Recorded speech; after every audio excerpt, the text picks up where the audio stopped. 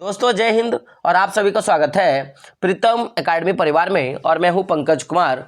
तो बात करेंगे कक्षा 12वीं के हिंदी इलेक्टिव के कुछ इंपॉर्टेंट प्रश्नों पर। तो सबसे पहला प्रश्न क्या है कि प्रेम घन की छाया स्मृति निबंध किस शैली में लिखा गया है? तो ये स्मरणात्मक शैली में लिखा गया। ऑप्शन नंबर 3 क्या होगा? सही होगा। लेखक के पिताजी का तबादला कहाँ हो गया था? तो याद रखिएगा, लेखक के पिताजी का जो तबादला है वो मिर्जापुर में हुआ था।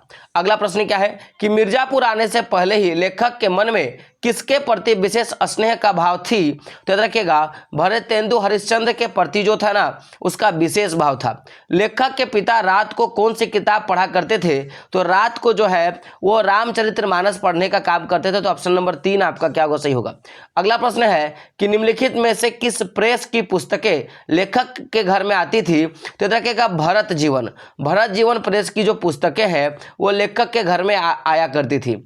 अगला प्रश्न क्या है आपका कि लेखक के पिताजी को किस भाषा का अच्छा ज्ञान था? तो लेखक के जो पिताजी है ना उनको फारसी भाषा का जो था सबसे अच्छा जो उनको ज्ञान था। आपका अब अगला प्रश्न क्या है कि उपाध्याय जी मिर्जापुर का क्या अर्थ बताते हैं?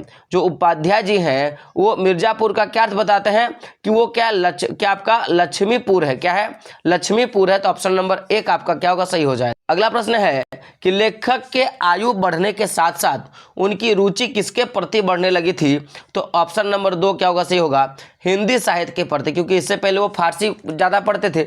अगला प्रश्न क्या है आपका कि लेखक को कितने साल की उम्र में से ही हिंदी की मित्र मंडली मिलने लगी थी? तो ऑप्शन नंबर आपका क्या हो जाएगा? 4, यानी कि 16 साल की उम्र से ही इनको जो है ना हिंदी भाषा का जो है मित्र मंडली मिलना शुरू हो गया था। और अगला प्रश्न क्या है आपका कि लेखक के पिता का तबादला जब क्या है कि हमीरपुर से मिर्जापुर हुआ तब लेखक की उम्र कितनी थी? तो याद रखिएगा, केवल और केवल 8 वर्ष था। ऑप्शन नंबर आपका क्या होगा? 3 जो होगा आपका सही हो जाएगा। अगला प्रश्न है कि बालक ने इनाम में क्या मांगा? बालक ने इनाम में क्या मांगा था? तो लड्डू मांगने का काम किया था। बच्चा है भाई तो लड्डू ही मांगेगा ना। अब आज के बच्चे चॉकलेट मांगा करते, लेकिन तब के बच्चे क्या मांगते थे? लड्डू मांगते थे। अगला प्रश्न है बालक की प्रवृत्तियों का गला घोटा जा रहा था। लेखक को ऐसा क्यों लग रहा था कि लेखक ने एक बात कहा कि बालक की जो भी प्रवृत्तियां हैं उनका गला घोटा जा रहा है, तो लेखक को ऐसा काहे लगा? तो ऑप्शन नंबर क्या होगा? 1, बालक का किसी युवक के समान उत्तर देने पर। बालक का किसी समान युवक का उत्तर देने पर, कि आप जैसे मान लो कि आप कुछ करते हो और आप अक्सर क्या देखते हो कि आपका तुलना किसी और बालक से किया जाता है, तो हमेशा लगता है कि उससे मेरा कंपैरिजन काहे हो रहा है। तो यही एक कारण था। बात करें आगे। अगला प्रश्न क्या आपका कि बालक के लड्डू मांगने पर लेखक ने सुख की सांस क्यों ली? बालक के लड्डू मांगने पर लेखक ने सुख की सांस क्यों ली? तो देखिए 3 का आंसर क्या होगा? ऑप्शन नंबर 2 क्या होगा?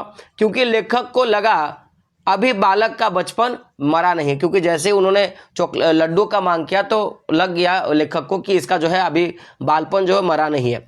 निबंध में ये जो आपका जिस निबंध का बात कर रहे हैं जो, तो देखिए यहाँ पे जो निबंध में प्रयुक्त इनमें से कौन सा शब्द उर्दू का है? तो आपका ये जो एक पूरा का पूरा भाग है कि सुमिरिनी के मन के, तो उसको 3 भाग में आपको पढ़ना होता है, जिसमें वो है कि बालक बच गया। तो इसमें कौन सा जो है ना एक उर्दू का जो भाग वही पूछा है। तो ऑप्शन नंबर आपका क्या होगा? 2 जो होगा सही हो जाएगा। क्या होगा? ऑप्शन नंबर 2 क्या होगा? नुमाइंस। तो नुमाइंस जो होता है ये आपका एक उर्दू का भाग है। अगला प्रश्न क्या? अगला प्रश्न क्या आपका कि यबजनम का क्या अर्थ है? अगर आप ऑप्शन देखोगे तो क्या होगा? अद्भुत, विलक्षण, जीवन भर या जलसा। तो याद रखिएगा ये जो 5 है, 5 का आंसर क्या होगा? ऑप्शन नंबर 3 क्या होगा? जीवन भर। क्या होगा? यवजनम यानी कि जीवन भर, जिसका क्या होता है? अर्थ होता है। चलिए आगे बढ़ते हैं। अगला है आपका इसी का सुमिरन के मनके में जो घड़ी के पुर्जे वाला आपका एक निबंध सेक्शन, उस पर बात करेंगे कि घड़ी के पुर्जे में लेखक ने इसमें से किस विषय को प्रस्तुत किया है? तो याद रखिएगा 1 का क्या होगा? ऑप्शन नंबर 2 धर्म के बारे में। किसके बारे में? धर्म के बारे में प्रस्तुत किया है। घड़ी के पुर्जे खोलकर देखने से लेखक का क्या तात्पर्य है? घड़ी के पुर्जे खोल के देखने से लेखक का क्या तात्पर्य है? तो क्या होगा? ऑप्शन नंबर आपका क्या हो जाएगा? ऑप्शन नंबर 3, सभी को धर्म का गुण ज्ञान होना चाहिए। सभी को धर्म का गुण और ज्ञान होना चाहिए। गुण और ज्ञान होना चाहिए। धर्म के पुर्जे निबंध में धर्म के पूर्जे निबंध में आपका क्या है कि लेखक ने इनमें से किन लोगों पर व्यंग किया है? तो याद रखिएगा आपका क्या होगा, ऑप्शन नंबर 3 क्या होगा, धर्म के उपदेशक, धर्म के जो भी उपदेश देते हैं उन पर जो है एकदम जो है व्यंग कसने का काम क्या है। तो दृष्टांत का क्या अर्थ होता है? दृष्टांत का क्या अर्थ होता है? तो रखिएगा ऑप्शन नंबर 2, दृष्टांत मतलब क्या होगा आपका उदाहरण। ऑप्शन नंबर 2 क्या होगा आपका सही होगा। चलिए बात करते हैं आगे। अब उसी का एक अगला बात है कि ढेले चुन लो। तो उसके 2-4 प्रश्नों पर देखेंगे। प्रश्न क्या है कि ढेले चुन लो निबंध का केंद्र विषय क्या है? तो ढेले चुन लो इसका क्या है कि अंधविश्वास। क्या है? अंधविश्वास पर पूरा बात क्या है। ढेले चुन लो पाठ में लड़की द्वारा निम्न में से कौन सी मिट्टी उठाने पर अपशकुन माना जाता है? तो ऑप्शन नंबर 3 क्या होगा, गौशाला की मिट्टी। गौशाला की मिट्टी जो उसने उठा लिया तो बोला कि नहीं ये क्या अपशकुन है। अगला क्या है, वैदिक काल में हिंदू युवक विवाह करने के लिए युवती के घर क्या लेकर जाता है ना। वैदिक काल में जो भी हिंदू युवक होता है अगर उसको विवाह करना होता है तो युवती यानी कि लड़की के घर क्या लेकर जाता है? तो क्या होगा ऑप्शन नंबर 3 क्या होगा, 7 ढेला, यानी कि 7 को जो है मिट्टी का ढेला उठा के लेकर जाता है। युवती द्वारा गौशाला से लाई गई मिट्टी उठाने पर निम्न में से क्या मान जताया जाता था? क्या बताया जा रहा है? तो ऑप्शन नंबर 2, युवती से जन्म लेने वाला पुत्र पशुओं से धनवान बनेगा, यानी कुछ जो है पशुओं से ज़्यादा मतलब उसके पास बहुत ज़्यादा उसके पास क्या होगा, पशु रहेगा। अगला क्या आपका क्या बुझोवल का क्या अर्थ है कि बुझोवल का क्या अर्थ है? रखिएगा बुझोवल माने क्या होता है, पहेली। क्या होता है? पहेली है ना, क्या होता है आपका पहेली। चलिए बात करते हैं आगे। अगला प्रश्न आपका कि ब्रजमोहन व्यास ने पुरातत्व सामग्री का संकलन संरक्षण किसके लिए किया था? तो ब्रजमोहन व्यास ने पुरातत्व सामग्री का संकलन और संरक्षण किसके लिए? संकलन होना जमा करना और संरक्षण होना उसे बचाना। तो उसको क्यों बचाया था और उसको क्यों करके रखा था? तो देखिएगा किसके लिए क्या था, तो प्रयाग संग्रहालय के लिए। किसके लिए? तो प्रयाग संग्रहालय के लिए। ऑप्शन नंबर 1 आपका क्या होगा, सही होगा। प्रयाग संग्रहालय के नवीन विशाल भवन का उद्घाटन किसने किया था? तो ऑप्शन नंबर 3 आपका क्या होगा, सही होगा, पंडित जवाहरलाल नेहरू इसका आंसर हो जाएगा। अगला प्रश्न है कि ब्रजमोहन व्यास के उद्घाटन के बाद प्रयाग संग्रहालय का दायित्व किसे सौंप दिया गया था? तो ऑप्शन नंबर 2 आपका क्या होगा, सही होगा, डॉक्टर सतीश चंद्र काला को जो है सौंप दिया गया था। माँ तो केवल निमित्त मात्र था पर अरुण के पीछे सूर्य था, किसका कथन है? ये बात किसने कहा था कि माँ तो केवल निमित्त मात्र है पर अरुण के पीछे सूर्य था? ये बात किसने कहा था? तो 4 का आंसर क्या होगा, ऑप्शन नंबर 1 क्या होगा, ब्रजमोहन व्यास जी ने कहा था। अगला क्या आपका कि ओरिएंटल कॉन्फ्रेंस का अधिवेशन कहाँ हुआ था? ओरिएंटल कॉन्फ्रेंस का अधिवेशन जो है वो कहाँ हुआ था? तो 5 का क्या होगा, ऑप्शन नंबर 1 क्या होगा, मैसूर। कहाँ पे हुआ था? आपका मैसूर में हुआ था।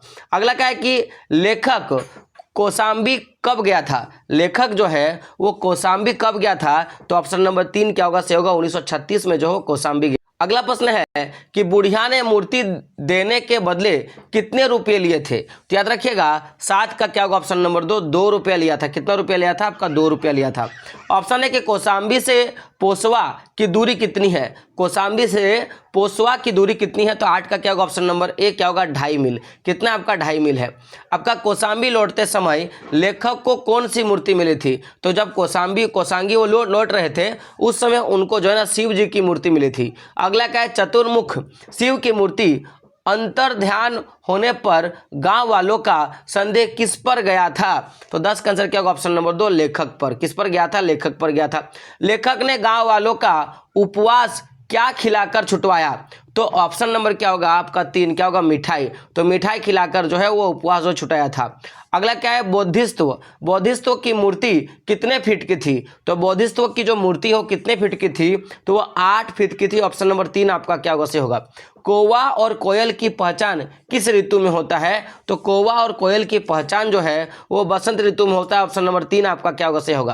प्रयाग संग्रहालय में कौन सी मूर्ति संसार में पाई गई मूर्तियों में पुरानी है? तो 14 का आंसर क्या होगा, ऑप्शन नंबर 1 क्या हो जाएगा आपका, बोधिसत्व। किसका? बोधिसत्व का। अगला है 1938 में गवर्नमेंट ऑफ इंडिया के पुरातत्विक विभाग के डायरेक्टर जनरल कौन थे? तो 15 का आंसर क्या होगा, ऑप्शन नंबर 2 क्या होगा, श्री के एन दीक्षित। ऑप्शन नंबर 2 क्या होगा, सही होगा। लेखक ने लेखक ने जिस संग्रहालय निर्माण कोष का निर्माण किया उसमें 10 वर्ष के भीतर कितने रुपये जो है एकत्रित हो गए थे? तो 16 का आंसर होगा ऑप्शन नंबर 1 क्या होगा, 2 लाख रुपया जो है जमा हो गया था। लेखक को संग्रहालय निर्माण के लिए भूखंड कहाँ मिला था? तो 17 का आंसर क्या होगा, ऑप्शन नंबर 2 क्या होगा, कंपनी बाग से। कंपनी बाग जो है उसको संग्रहालय बनाने के लिए जमीन मिला था। संग्रहालय भवन का नक्शा किस महोदय ने बनाया था? तो 18 का क्या होगा, 2 आंसर क्या होगा, मास्टर साठे और मुता ने। मास्टर साठे और मुता ने। कच्चा चिट्ठा ब्रजमोहन व्यास की किस रचना का अंश है? तो 19 का क्या होगा, ऑप्शन नंबर 3 क्या होगा, मेरा कच्चा शिक्षक, है ना, मेरा कच्चा शिक्षक आत्मकथा का जो है इसका एक अंश भाग है। अगला प्रश्न है, लेखक 1 रुपये में कितनी अठन्नी भूनना चाहता था? तो लेखक जो है वो कितना, तो 3 अठन्नी जो है वो भूनना चाहता था। तो ऑप्शन नंबर 3 आपका क्या होगा, सही होगा। तो इस प्रकार से लगभग आप देखोगे तो 40 आपके लिए आज के इस वीडियो पे अभी ऑब्जेक्टिव क्वेश्चन है। आपका एग्जाम तक जो है आपको सब्जेक्टिव और ऑब्जेक्टिव दोनों करवा दिया जाएगा, जिससे कम से कम तो आपका 80% नंबर जो है आराम से इन वीडियो को देखकर आ जाएगा। तो मिलते हैं दोस्तों अगले एक वीडियो में, तब तक के लिए जय हिंद, जय भारत और आपका दिन शुभ हो।